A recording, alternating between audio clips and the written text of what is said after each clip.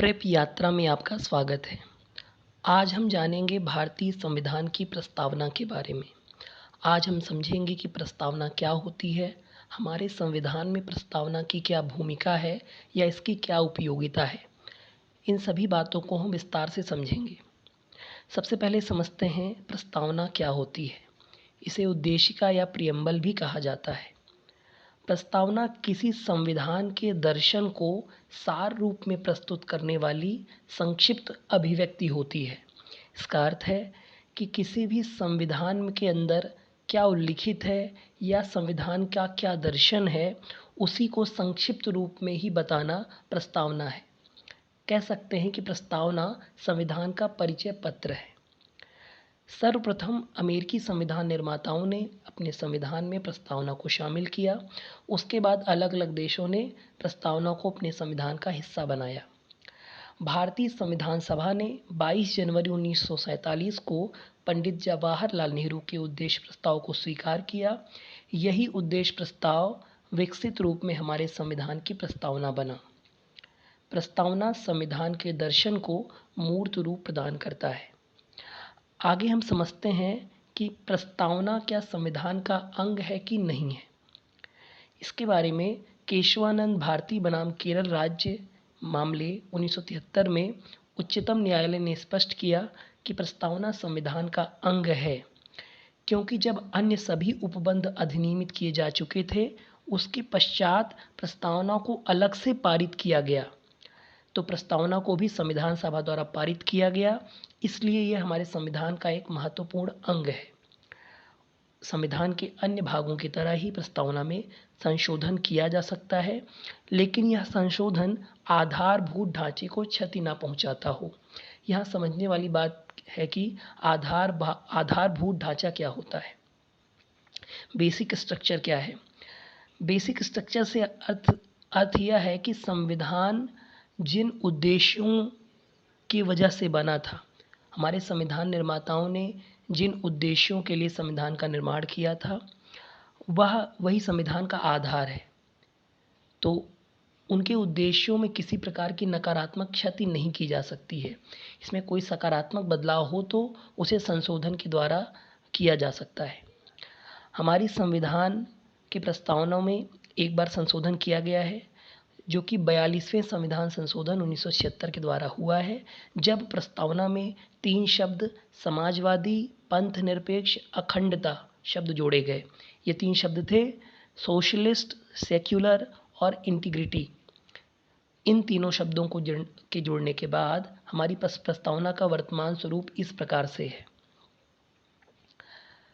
हम भारत के लोग भारत को एक संपूर्ण प्रभुत्व संपन्न, समाजवादी, पंथ निरपेक्ष, लोकतंत्रात्मक गणराज्य बनाने के लिए तथा उसके समस्त नागरिकों को सामाजिक, आर्थिक और राजनीतिक न्याय, विचार, अभिव्यक्ति, विश्वास, धर्म और उपासना की स्वतंत्रता, यहाँ पे न्याय 3 प्रकार की हो गई और स्वतंत्रता 5 प्रकार की, प्रतिष्ठा और अवसर की समता प्राप्त कराने के लिए तथा उन सब में व्यक्ति की गरिमा और राष्ट्र की एकता और अखंडता को सुनिश्चित करने वाली बंधुता बढ़ाने के लिए दृढ़ संकल्प होकर अपनी इस संविधान सभा में आज तारीख 26 नवंबर 1949 ईस्वी मिति मार्गशीर्ष शुक्ल सप्तमी संवत 2006 विक्रमी को एतद्द्वारा इस संविधान को अंगीकृत, अधिनियमित और आत्मार्पित करते हैं।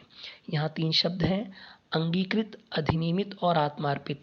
जहाँ पे अंगीकृत का मतलब होता है कि प्रस्तावना को संविधान के एक अंग के रूप में स्वीकार किया गया।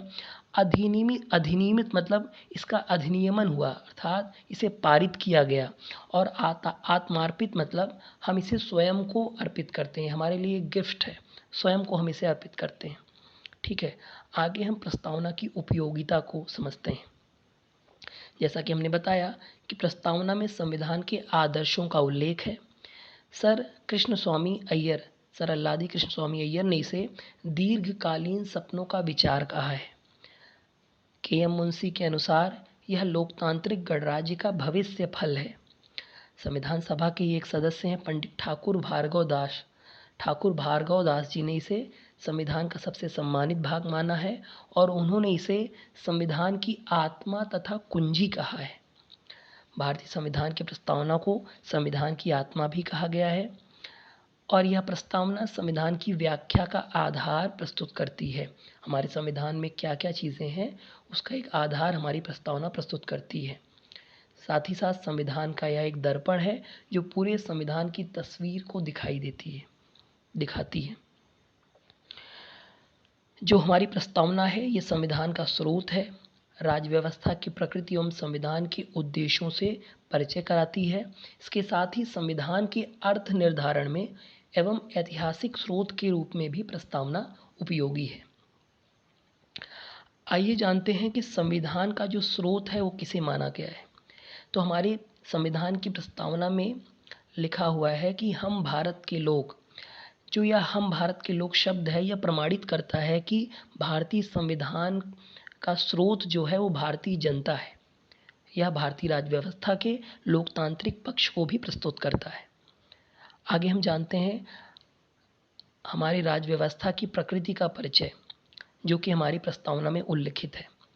भारतीय राज्य व्यवस्था की प्रकृति को स्पष्ट करने के लिए प्रस्तावना में 5 शब्द विशेष रूप से महत्व के हैं, उनको हम आगे देखते हैं। पहला शब्द है संपूर्ण प्रभुत्व संपन्न।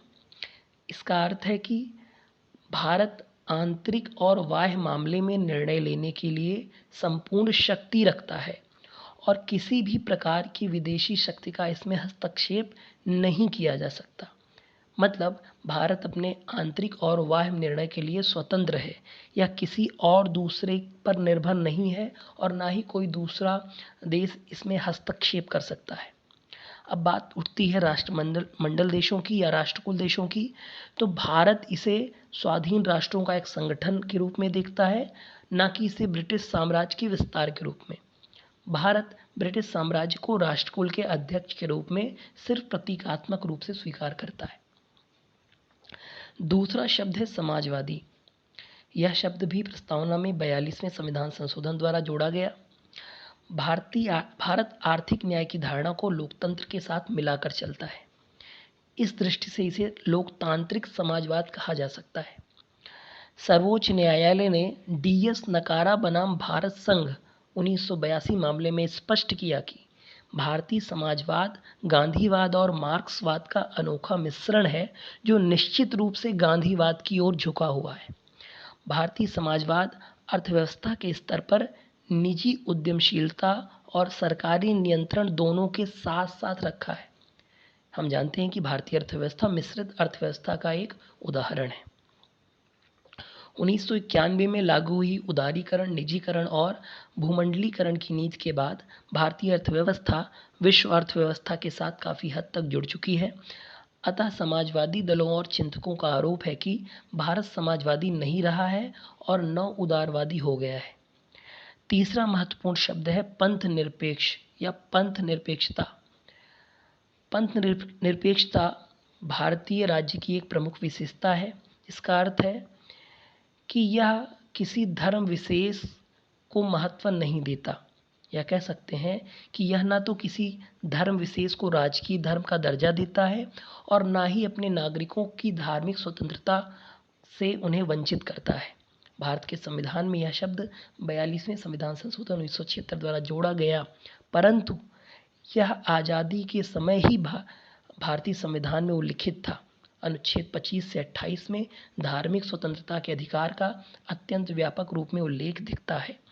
माननीय उच्चतम न्यायालय ने पंथ निरपेक्षता को संविधान का आधारभूत लक्षण माना है। संविधान में धर्म के आधार पर विभेद का भी प्रतिषेध किया गया है। चौथा शब्द है लोकतांत्रिक। इसका अर्थ है कि भारतीय राज्य व्यवस्था शासन के जिस रूप को स्वीकार करती है वह लोकतंत्र है। हमारे यहाँ राज्य तंत्र या अधिनायक तंत्र को स्वीकार नहीं किया गया है।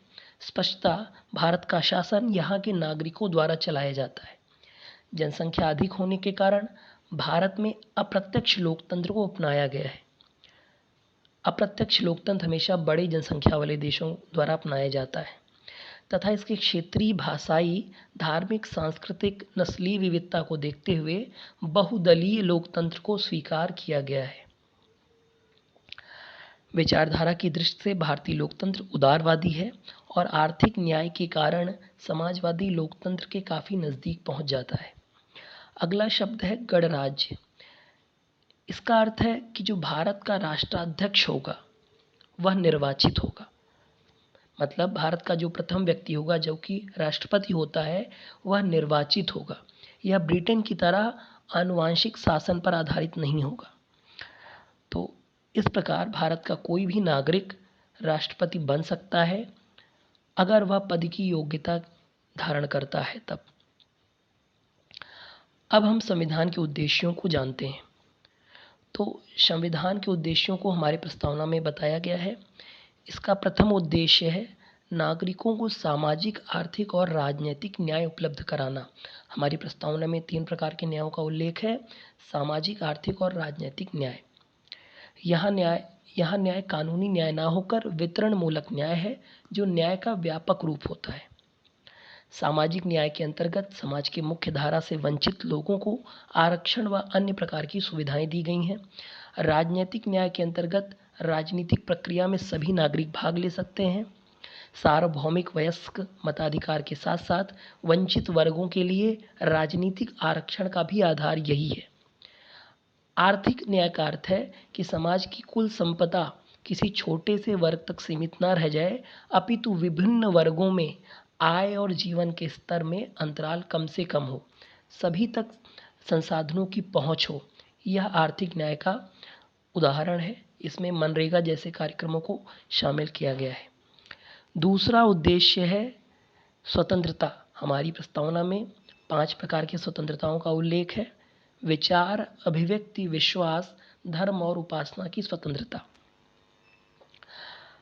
हमारे यहाँ स्वतंत्रता का विचार फ्रांस की क्रांति से लिया गया है और इसके अंतर्गत प्रत्येक व्यक्ति को उतनी अधिक स्वतंत्रता दी जाती है जितनी स्वतंत्रता से किसी अन्य व्यक्ति की स्वतंत्रता बाधित ना हो।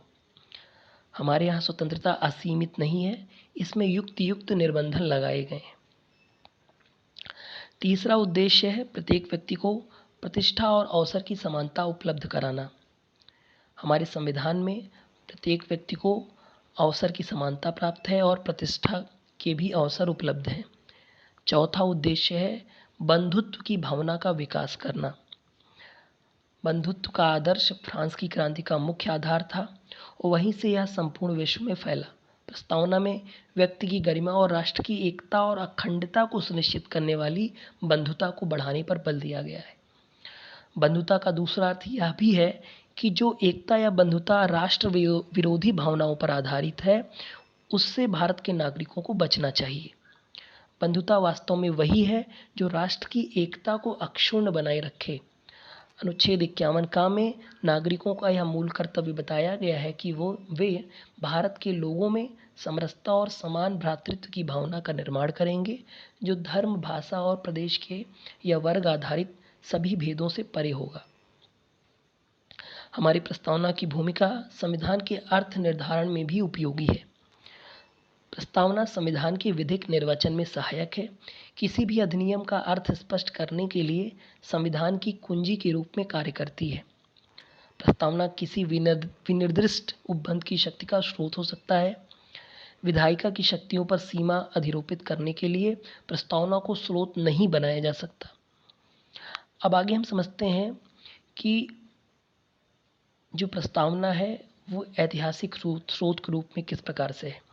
हमारी प्रस्तावना बताती है कि भारत का संविधान 26 नवंबर 1949 को अधिनियमित और अंगीकृत हुआ।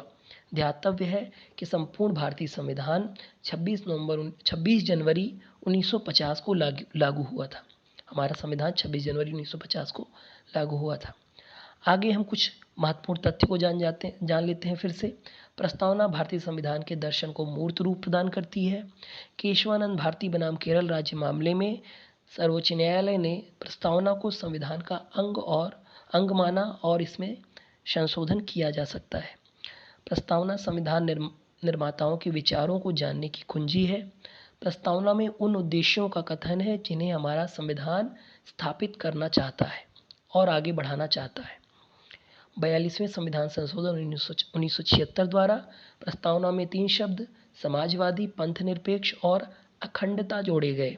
भारतीय संविधान को 26 नवंबर 1949 में अंगीकृत, अधिनियमित और आत्मार्पित किया गया। प्रस्तावना के निम्नलिखित शब्द संविधान के आधारभूत ढांचे का हिस्सा हैं, जिनमें संपूर्ण प्रभुत्व संपन्न, समाजवादी, पंथनिरपेक्ष, लोकतांत्रिक, गणराज्य, राष्ट्र की एकता और अखंडता। प्रस्तावना स्पष्ट करती है कि भारत के संविधान की सर्वोच्च सत्ता भारत की जनता में निहित है। धन्यवाद।